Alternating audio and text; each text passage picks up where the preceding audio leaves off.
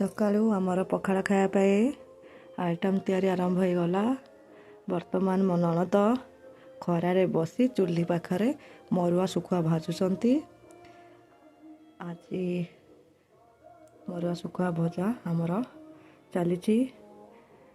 ଜଲ୍ଦି ଜଲ୍ଦି ଭାଜରେ, ଖାଇବା ଭୋକ କଲାଣି। ଫାଇନାଲି ତାଙ୍କର ମରୁଆ ଶୁଖୁଆ ଭଜା ଶେଷ ହେଲା। ମୁଁ ଚାଲିଲି, ମୁଁ ଚିଙ୍ଗୁଡ଼ି ମାଛ ଭଜା ବସାଇ ଦେଇଛି ଗ୍ୟାସ୍ରେ। ମୋର ଚିଙ୍ଗୁଡ଼ି ମାଛ ଭଜା ବି ହବା ଉପରେ ହେଇଗଲାଣି।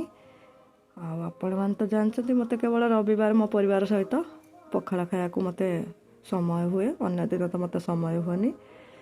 ତାହେଲେ ଆମେ ବର୍ତ୍ତମାନ ଚିଙ୍ଗୁଡ଼ି ମାଛ ଭଜା ମୋର ସରିଲା। ଶାଗ ଭଜା, ଆରପଟେ ଶାଗ ଭଜା ମୋର ଚାଲିଛି। ଶାଗ ଭଜା ସରିଲେ ଆମେ ଚାଲିବୁ ପଖାଳ ଖାଇବା ପାଇଁ।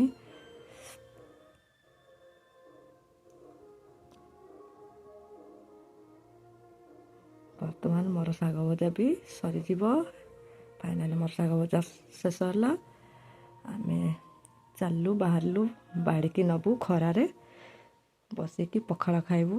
ଦେଖ ମୋ ନଣନ୍ଦ ମୋ ପାଇଁ ବାଡ଼ି ଦେଉଛି। ଜଲ୍ଦି ଜଲ୍ଦି ବାଡ଼ିରେ, ଭୋକ କଲାଣି। ଏମିତି ଧୀରେ ଧୀରେ କ'ଣ ବାଢ଼ୁଛୁ ଚଣ୍ଡୀ, ଏତେ ଧୀରେ ଧୀରେ ବାଢ଼ୁଛୁ କ'ଣ ମ?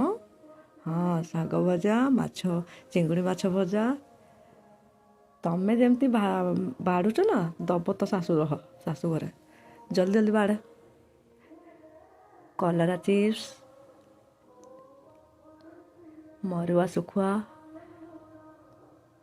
ଆମେ ବାହାରିଲୁ ନନ୍ଦ ଭାଉଜ ଖାଇବା ପାଇଁ। ଲଙ୍କା, ଲୁଣ, ଲେମ୍ବୁ ଝୋଳ। ଖରାରେ ବସି ନନ୍ଦ ଭାଉଜ ପଖାଳ ଖାଇବା ପାଇଁ ବସି ପଡ଼ିଲୁ।